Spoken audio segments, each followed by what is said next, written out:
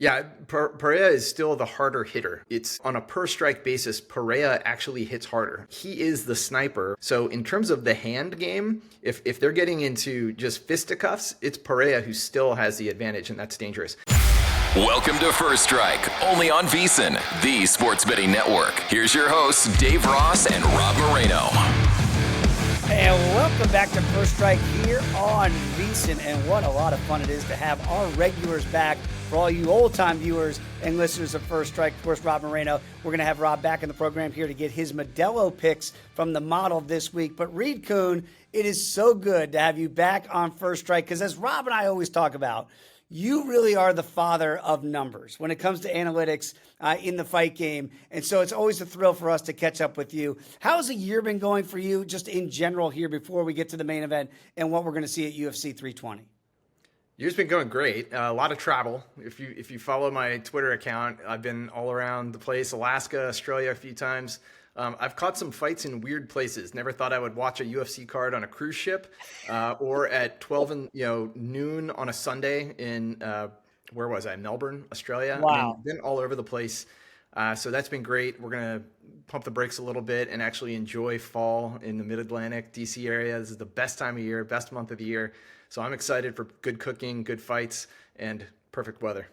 Well, you know where I am now here at the Mint Gaming Hall in Franklin, Kentucky. You got to come down this way, my man, and we'll do some bourbon tours since you know what you're talking about, and I don't when it comes to the things behind you on that shelf there back in D.C. Look, this fight card, whenever you get a pay-per-view of this magnitude, UFC 320, we know it's going to be deep. But on the main card, and certainly the main event, when you've got a rematch like this now, light heavyweight here from Magomed Ankalaev, the champion, against Alex Pereira, the challenger, again, how much of the data read just comes from the first fight instead of encompassing the other fights that were not against each other? Yeah, so I use kind of a rolling average. It's about a 5-year window of fighters. So some of the fights from 5 years ago have dropped off, and usually for a champion, those are going to be really, really good performance stats because those are victories during their rise to the top. And now we're including a much tougher fight. That first fight was basically a pick'em on closing odds. And what we saw was actually not what we expected. I was expecting, hey, Pereira is going to own the feet and Ankalaev is going to take him down and clinch and just put him on the mat and stifle that game. And he went 0 for 12 on takedowns. I had to look that up. I was shocked. I'm thinking in my mind, I remember it being fairly close. Yeah. He won most of the rounds, and it was only a 1-round victory for 2 of the cards, I think. But it was actually 0 for 12 on takedowns. And the control time, which did add up to a few minutes and probably swayed some rounds, was primarily just clinching on the fence. And so it was a volume performance. It was Ankalaev just throwing more strikes over 5 rounds. And I think that's what got it done. So it was not what I expected to see. However, I will say on that first matchup at Pick'em odds, I had a strong lean on Ankalaev and it came through. Here we are. I did not see what I expected. The price is now gone way up. He's north of a 2-1 favorite, Ankalaev is. And that's a little surprising. So the model sort of agrees with him being a favorite. We didn't see enough from Pereira in the last fight to really scare us. But at this price, this is like almost a pass. I mean, really mathematically, there is a small edge that is playable. And so I might have a sprinkle on this bet, but absolutely not my most important play of the night. Yeah, that's interesting, right? Because you and I have talked about it through the years where the model's going to tell you where there could even be an advantage on the dog, that you understand why the favorite is the favorite. It's not to that point yet. So still seeing a small edge to the champion, but not enough for you to pull the trigger on it and bet it. And I think that's good advice for people out there. If you're not seeing a statistical edge here in the model, you don't have to force feed that main event with all the volume of fights you have in the card. Very quickly, that total is sitting at 3.5. These get populated on a Wednesday per our conversation today. And Pereira says he's going to do some things differently, right? But if he did have the fight standing already and he couldn't get it done there with the hands, that's where you think the advantage would come. Like, do you expect if Magomed was 0 for 12 in takedowns, that he keeps shooting those? Or do you think he says, all right, I didn't really feel the danger at the hands with Pereira. I can fight the same style and win again just the way I did. Yeah, Pereira is still the harder hitter. I have to boil it down to a knockdown metric to see who really hits harder because they both have 7 knockdowns. They both have knockouts. But on a per strike basis, Pereira actually hits harder. So he has like a higher knockdown rate. When he lands it, you're more likely to fall down. That's what it boils down to. So I still believe like he is the sniper, whereas Ankalaev, a lot of those were head kicks. They weren't necessarily punches, and kicks are more powerful, obviously. So in terms of the hand game, if they're getting into just fisticuffs, it's Pereira who still has the advantage, and that's dangerous.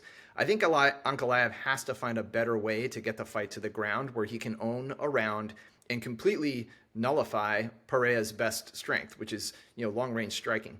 And so I think he's got to use the fence to set up those takedowns. It's not that he didn't try last time. I think he's going to try some new techniques. But you talk about the adjustments on the Pereira side. They're going to be on both sides, right? Both these guys have now spent 5 rounds with each other. Neither one of them dominated that fight. It was a mixed round, mixed scoring type situation. So they both will probably come back with adjustments on how to better put the fight in their preferred position. And Pereira, that's still going to be standing.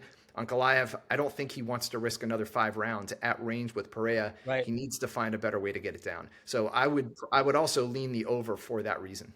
And right now, it's a pretty good price if you want to go over 3.5 rounds, by the way, at minus $1.35. So I'm picking up what you're putting down here, Reed. Again, if you stalemate, if you do get that one takedown but can't get the finish, that lends to an overplay as well. If Pereira Ankalaev is successful with those takedowns this time, he was not the first time around against Pereira.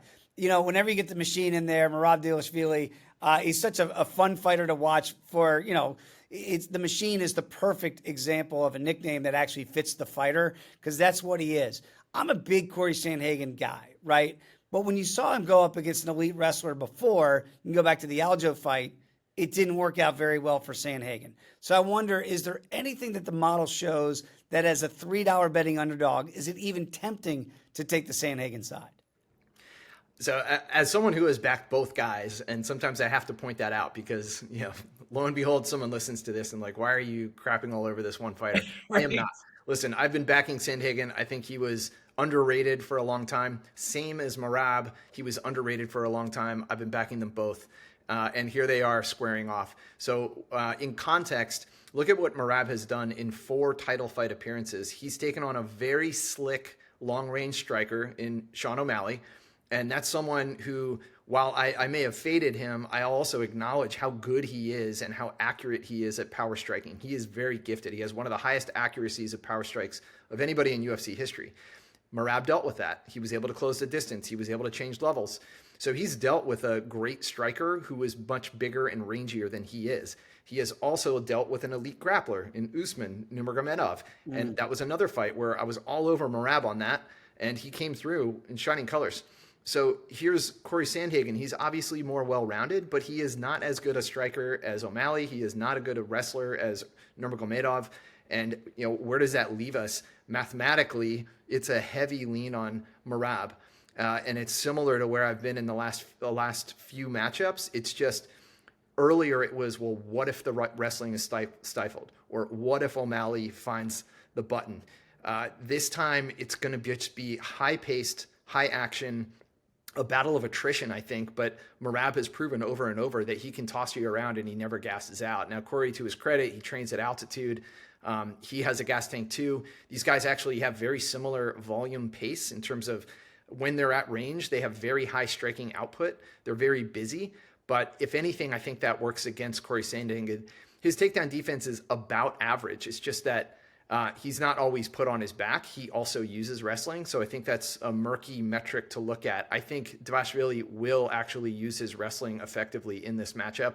I think it probably takes 5 rounds, but it's another Merab just on, unlimited gas tank, just going for it for 5 rounds. So we mentioned that he's minus 380 to win the fight.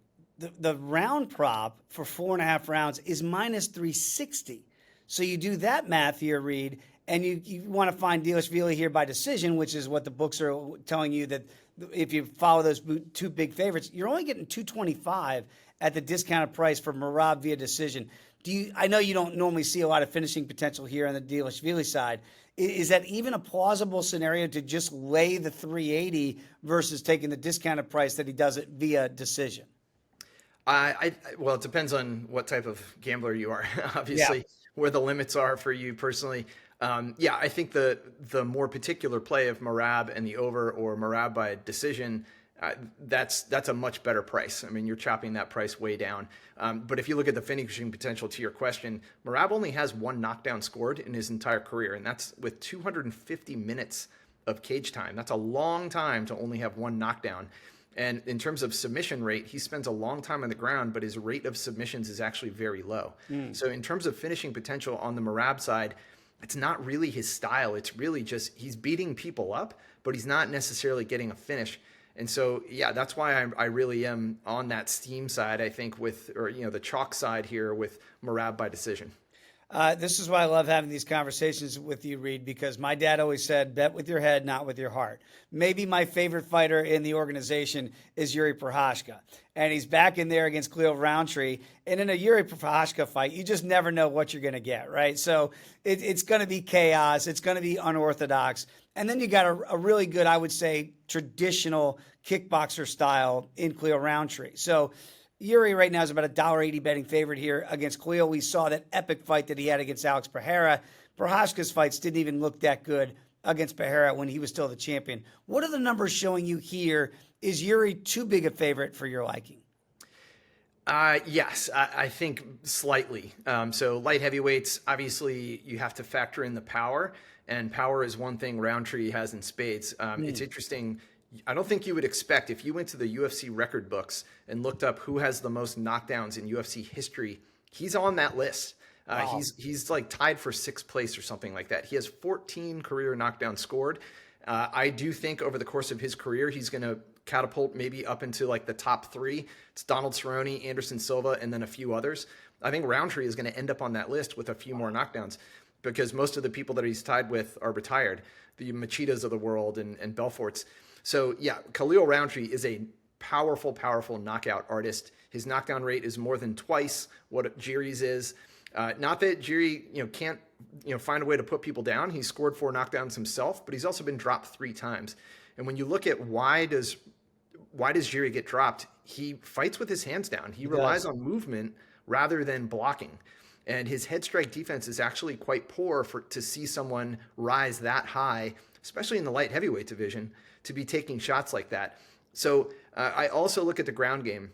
Khalil has never attempted a single takedown in his career. You're not going to get it from his side. You might get it from Jiri, but it's a very low rate. I think he is happy to stand at a distance with his hands down and look for a spectacular shot. And that's a dangerous game to play for 3 whole rounds with Roundtree. Roundtree is willing to take a beating. We saw that with Pereira. He can get hit a lot and keep coming.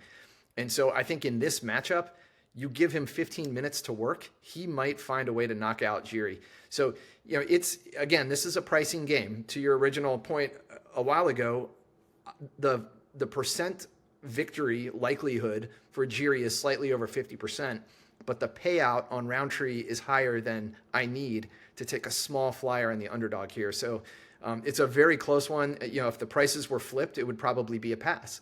But I'm getting plus money on Roundtree. He has potential for a finish or just to do more damage. I mean, maybe Jiri withstands the storm for 3 rounds. This is only 3, not 5. But I do think Roundtree has enough weapons there to make that plus money worth going after. And by the way, the total is sitting at 1.5. It's so obvious there's big time finishing potential with the power these guys have.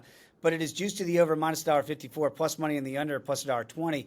And you're dead on, Reed. The analysis there is spot on with Yuri in the fact of he lets you hit him. And that's probably not a good prospect here with Khalil Roundtree. But something that Rob and I talked about on Monday, we saw a real disciplined Khalil Roundtree in the last fight out against Jamal Hill. Do you expect to see more of that? Because if he fights like that, he might knock out Yuri Prochazka if he fights a technically sound defensive first type game plan. Yeah, that was another matchup where I was leaning Roundtree, and I really expected a knockout because I've seen Hill get knocked down a few times, knocked out. He's kind of on a downturn, to be honest. And here he is facing Roundtree, and that's his specialty. But you're right; it was more disciplined. He didn't really go for the finish the way I thought he would, but it was still a very admirable performance. It was probably one of his best performances. So yeah, I think he has to be disciplined here. He can't get baited into something crazy because then Jiri's going to do something wild, and that's what he loves. He loves for the fight to get chaotic because that's his game. I think if Khalil fights methodically, that damage is going to pile up. You can't even take jabs and leg kicks from this guy without the damage piling up over the rounds. Yeah, it feels like if it's disciplined fight, advantage Roundtree, chaos, that's absolutely Yuri Prohaska's world, that's for sure. Very interesting fight, too, is Abus Magomedov here against Joe Pyfer. Pyfer, of course, is a big favorite. You can go back to Magomedov's fight, even go back to Sean Strickland, where he's a big favorite there. It doesn't work out well for him. So he's kind of flipped in these roles, and now he's back to being a solid dog. Is there any advantage to the Magomedov side here, or do you think this is all freight train coming to Joe Pyfer? Yeah, this is interesting. So normally you hear me in a striker grappler situation, I'm siding with the grappler or the wrestler. The stats are favorable for Magomedov. He is obviously the better wrestler of the two. The thing is, he's not necessarily a great wrestler. The stats aren't leaping off the page. They're about average in a number of different metrics. So he has an average pace of takedowns. He has an average success rate. And is that enough to stifle someone who's younger, more elusive, and a striker, and he's going to make him pay for all that coming forward? So I'm actually leaning with the striker on this one. I know it's more of a chalky bet, but at least it's more affordable than some of the other ones tonight or on Saturday. So I think Pyfer gets it done. His knockdown rate is actually up there with Roundtree in terms of the per strike knockdown rate. He doesn't have as much time in the cage, and he doesn't have as many fights, but he's 4-0 knockdown ratio with a healthy rate. So he can put people down, and Magomedov has been dropped twice. He's only scored one knockdown of his own. So in a striking matchup, we see problems on the Magomedov side. And I just don't see enough evidence that he can absolutely dominate for 3 rounds on the wrestling side. I think Pyfer, with slightly above average takedown defense, to date, it's not totally proven. I think this will be a different challenge for him against a wrestler. But at least on paper, Pyfer absolutely has the skills to make this a striking win. This total is sitting at 1.5, due slightly to the over $1.45 for 7.5 minutes. Does that surprise you that it's not set at 2.5? Because you're not seeing a lot on the Magomedov side, at least, not a lot of knockdown power. Yeah, I think if you were going for the upset, obviously you're hoping that Magomedov does drag it down and turn it into a grinder for 3 rounds. With Pyfer, I don't know if he's necessarily going to get the first round finish. This might take a little bit to develop. They're middleweights. They still have plenty of power, so he can get that finish. I would actually lean towards the over on this one. Pyfer might get the striking finish. I don't know if it's going to come right out of the gates, though. Reed, it's always great to catch up with you. Of course, the author of the book, Fightnomics. Do people clamor and say, Reed, we need another book? Are you considering writing a sequel to Fightnomics? Not seriously yet. Again, I don't think the market's there, but in certain rooms and certain places, I have found people that really want to follow up. I just came back from a couple trips to Australia. Yeah. And a few people, there's like some bootleg copies that are floating around because I don't ship there and Amazon doesn't ship there apparently. So these same copies get resold on eBay and other sites. So people buy these copies and then put them up for sale again. So there's like a secondary market for Unbelievable. the book. Very limited copies floating around. I've got mine. I cherish mine. It's a great read, everybody. Reed, great stuff. And by the way, for your top shelf, for the are you going to put that on Twitter? What you're going to feed your people this week for Saturday night? We're actually still working on it. We're working with an actual distributor because we've got a high school reunion coming up. I've got a few dinner parties, so I might be adding some good stuff. So I'm making a special trip this weekend to go shopping. I'm trying to get the guy to write another book. He's got all these other things going on in his life. So, Reed, we can tell you're obviously a very busy man. Appreciate you as always. I know our First Strike fans. Great to have you back, my man. And we'll do it again soon. Yeah, thanks for having me back, man. Fun.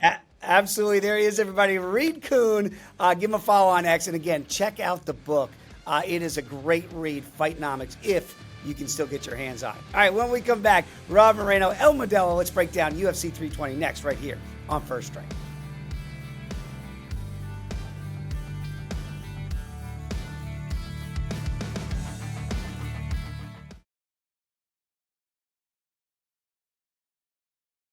You're tuned in to First Strike, right here on VSiN, the Sports Betting Network.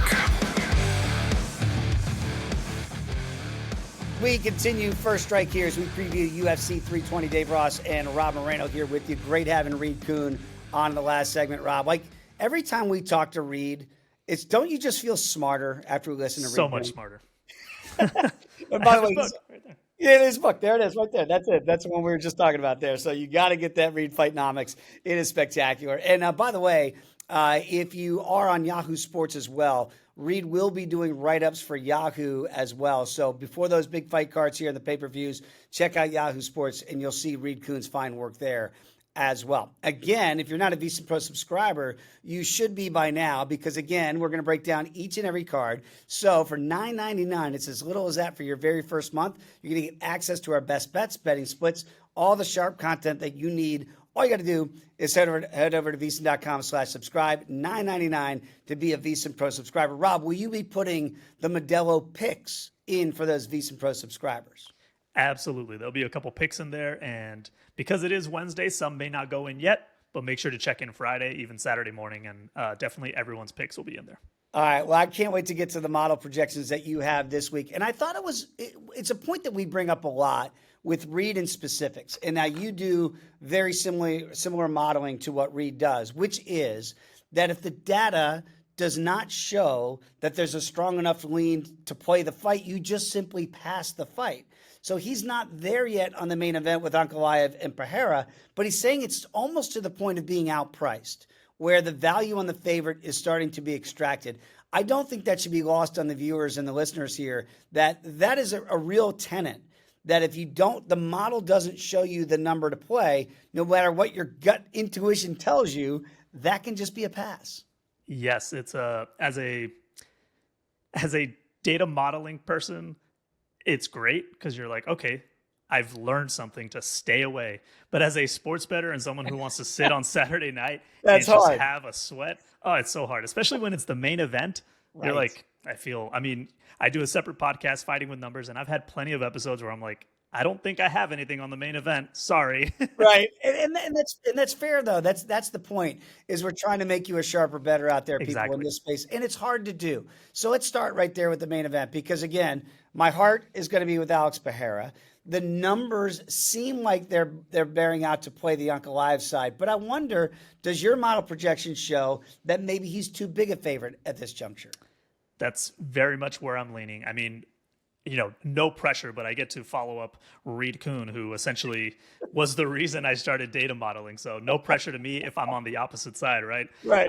But we obviously know Ankalaev won the first fight. And, not much has changed. It's always interesting when we get to revisit a rematch, but nothing has happened since, because the only data is those, in this case, 5 rounds in between, right, that they now share together. And as Reed pointed out, Ankalaev's takedown numbers have now gone down, because you go 0 for 12, that moves your percentages down. And the interesting thing is, what I find is the XR percentages are very high for Ankalaev, low for Pereira.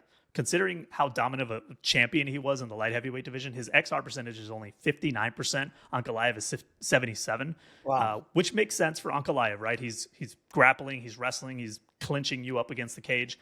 But I think with Pereira, the deceiving part is that he's willing to lose rounds to you. You look at that Khalil Roundtree fight, it was something that was never mentioned during the broadcast. I remember watching the fight, but I believe he really lost like the first 2 rounds to Roundtree because he just wasn't really engaging. I mean, he got clipped, whether or not he got officially dropped, but he got clipped and everything, but he was never concerned. He knew he would wear down Khalil Roundtree, and he did. My gosh. But that was his strategy. His strategy was, I'll take some of the fire early, I'll tire him out, and I'll get him out of there late. And I wonder if he was thinking the same thing in the first fight against Ankalaev, that if this guy stands and trades with me for 5 rounds and I stuffed all the takedowns that he attempted, because let's be honest, Magomed is not your typical Dagestani fighter at this level, right? In this weight class. He is willing to engage you with the hands. So like we talked about with Reed, when I see that total at 3.5, I want to look to the under at plus money, that this is different, but Reed's numbers don't see it that way, and that we could get more of the same. And if Ankalaev does get a takedown, that could almost be a stalemate for a round if he can't get the finish against Pereira. So I think, something that's interesting, and I read also, Lou wrote about this at VSiN.com, another reason to check out the website. And he'll be on Buy the Books on Friday. There you go. Double plug.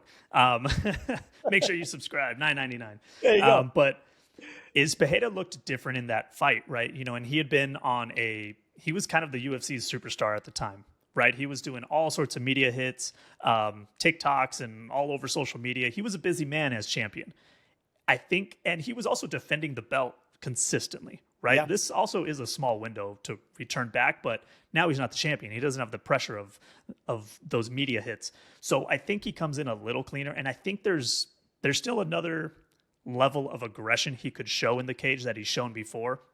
And so when you look at the striking numbers, Reed mentioned it, Pereira's obviously the sharper striker. I mean, he hits 5 significant strikes landed per minute with a 1.5 differential, meaning he's only absorbing 3.5.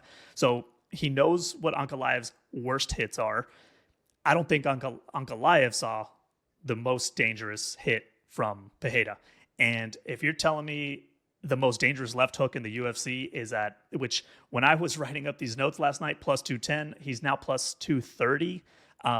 It may not be a full bet, but for me, that price is enough to, shave down the unit and put it on the underdog. Because I think at plus 230, I mean, Pereira is just, he's a live dog.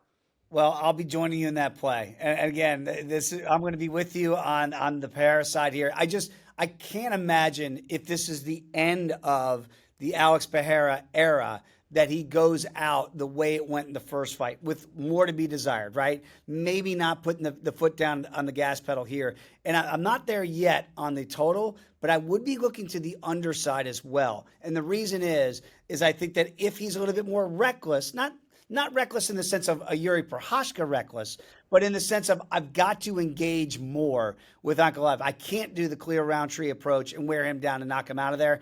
I think that could open up some possibilities for Ankalaev to get the takedown. Let's see what Pereira looks like on the ground. We've never really seen that before.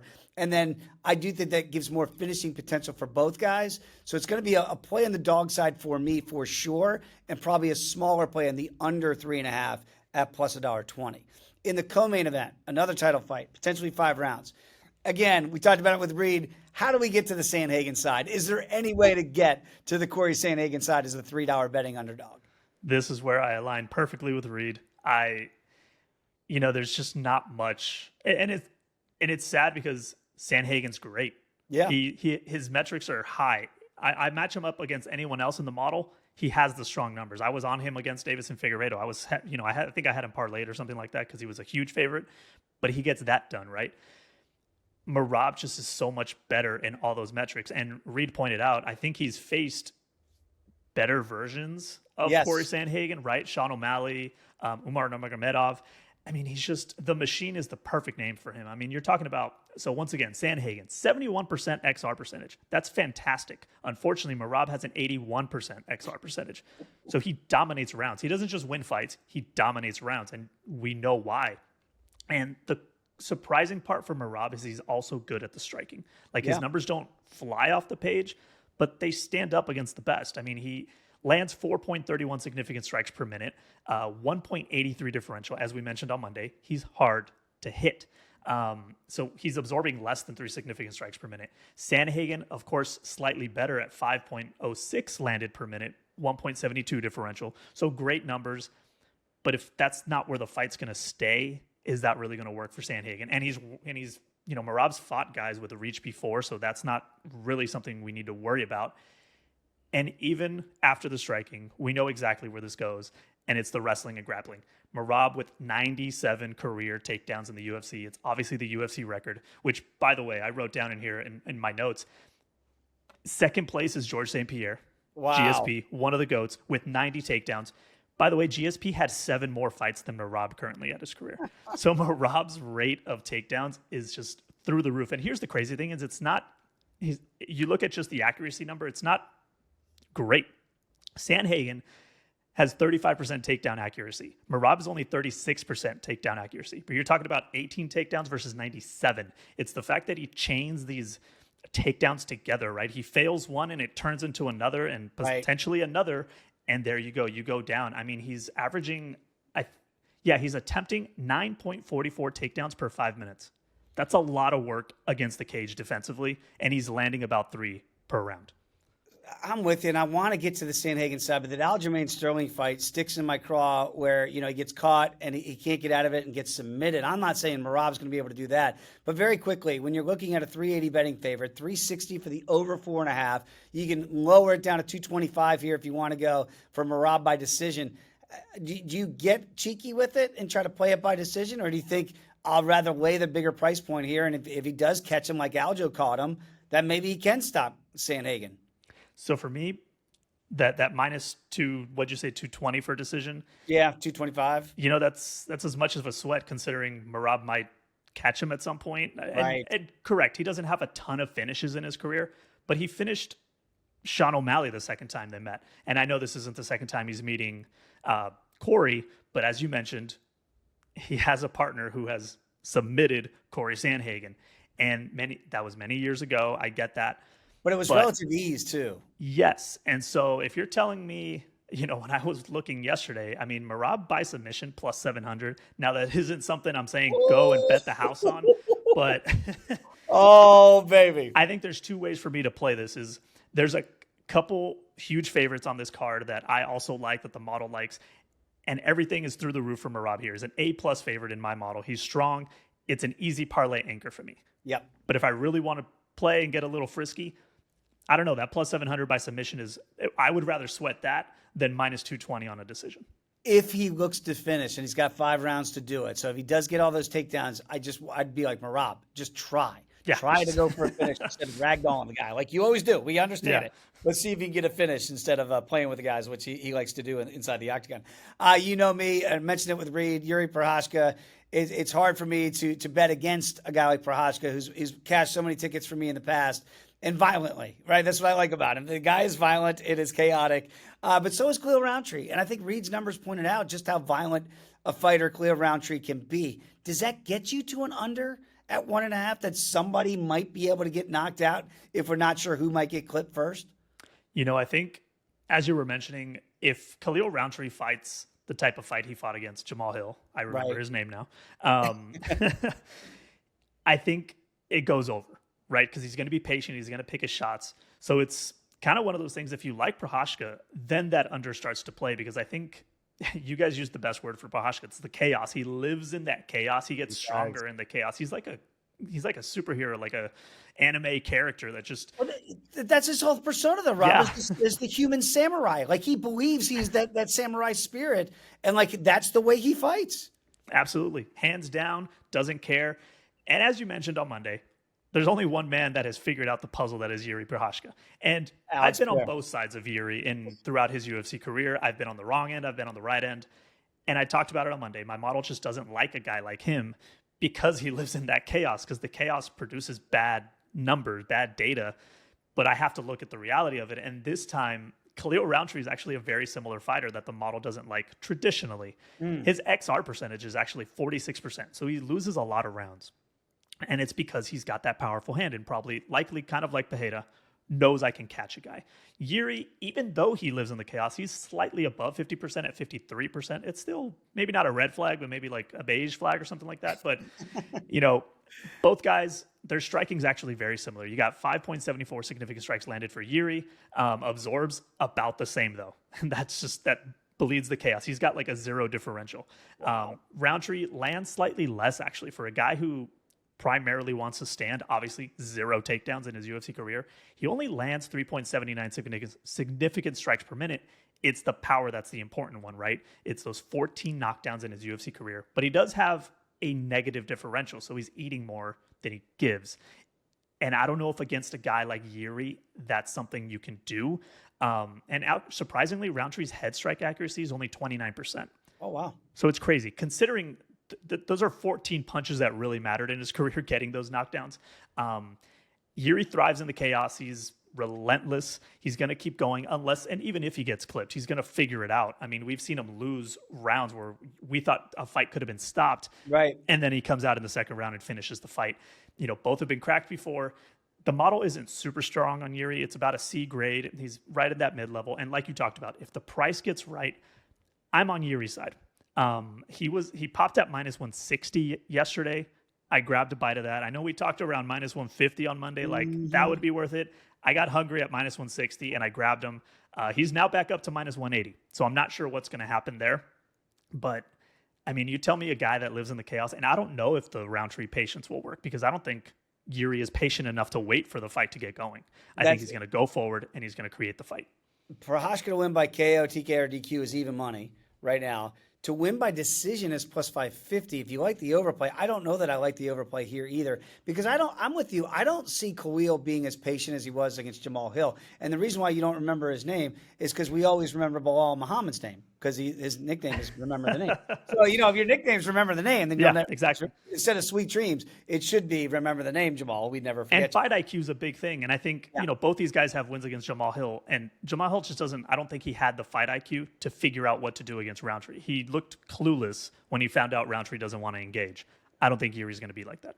Yeah, I'm with it. I'm going to be on the Prochazka side here. If I have not bet it yet, but I'm still waiting to get that number. I think $1.60 is still a fair price if you can get that, but $1.80, it might make me stay away. I'll look to the KO prop. I don't know that he's going to be able to win a decision, or if it gets that far here with the chaos that I think we'll see from Roundtree and from Yuri Prochazka. One other model pick before we get a couple dogs in pocket here.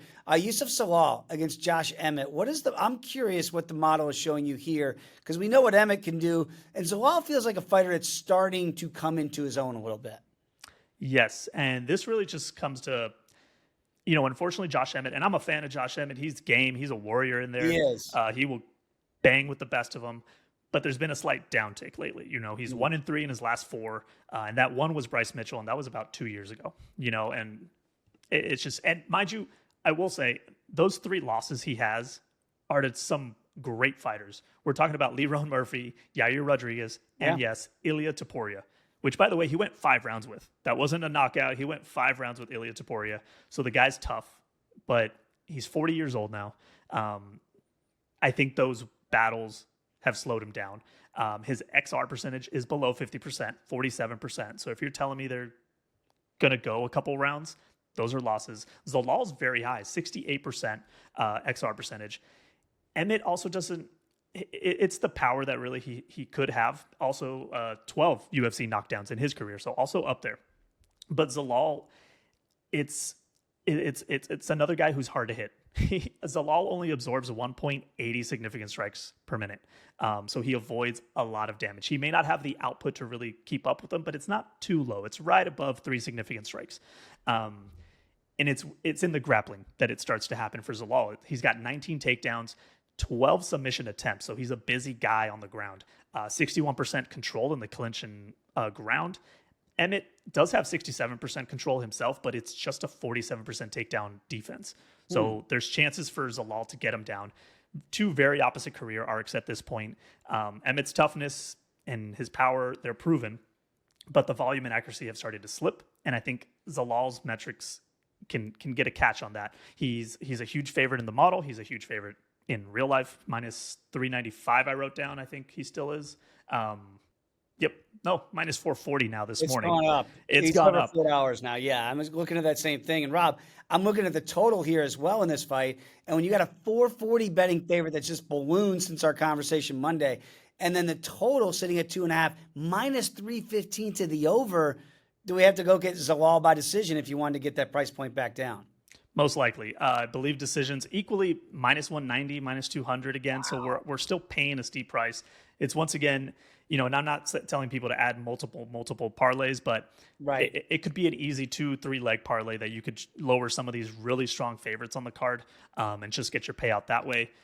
If you want to get really crazy again, Zalal by submissions plus 550. So yeah, I'd probably rather do a money line parlay instead of some of these Dvalishvili by decision, Zalal by decision, because then you're holding your breath for 25 minutes, 15 minutes. If you got the big favorite and you feel like the underdog does not have a whole lot of a shot. I think you've got a dog in play, though. You like Abus Magomedov maybe in this dog role. Don't tell Reed. I'll cover his book up. But this really, it's a price thing for me. And it's very similar to what we saw last week with Neil Magny. It's very similar to where I'm at with Pereira. It's just, yes, Abus Magomedov's striking numbers are not, they're not going to beat Joe Pyfer by any means. Pyfer's got power. He's got striking, obviously. but Magomedov can avoid damage. And Reed did mention it, is that Pfeiffer isn't really tested in his takedown. He's only been taken down once, but there's only been 3 attempts against him. So we're looking at a guy who knows the path for him to win. He's got an 82% control rate in the clinching ground time for Magomedov. And their XR percentages are very close, actually. 65% for Magomedov, only 70 for Pfeiffer. So it's actually very close. And it's about finding just bigger, slightly fragile favorite is what I'll call it. Yeah.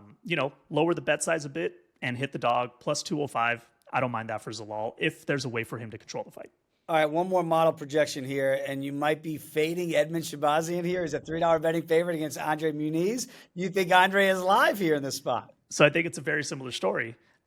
He's got a very low striking output. I will acknowledge that. 1.85 significant strikes per minute, but is absorbing very little along the way as well. So stat-wise, Shabazian is hittable. He only has a 54% striking defense. And when we hit the ground, Muniz, he has 24 takedowns. Shabazian is tested in the ground a little bit more than, say, Joe Pfeiffer. But once again, there's a lane for Muniz to have a shot here. So shave the unit down. This is a plus 240 underdog currently. And if I can hit one of those two, I'm feeling good about it. Yeah, I think I like both those dog plays here. I don't know that I want to fully fade Shabazian, but he shouldn't be a $3 betting favorite. I'm Right. with you. It feels like that is the inflated price point, and that's what we're getting at here. Rob, excellent stuff, man. We'll be sweating out Pereira here as dogs in the main event. We'll both be on the Prochazka side here. And maybe, let's see, I don't know if we get a title contender out of that Cleo Roundtree and Right. Yuri Prochazka fight, but that could be very interesting how that plays out. Great stuff. Thanks to Reed Kuhn for joining us here. Everybody for watching, listening here to First Strike. And Rob, the next time we speak, it'll be Charles Oliveira Fight Week again, my man. So we got that to look forward to next week. So for Rob Moreno, I'm Dave Ross. Enjoy the fights. We'll see you next Wednesday right back here on First Strike.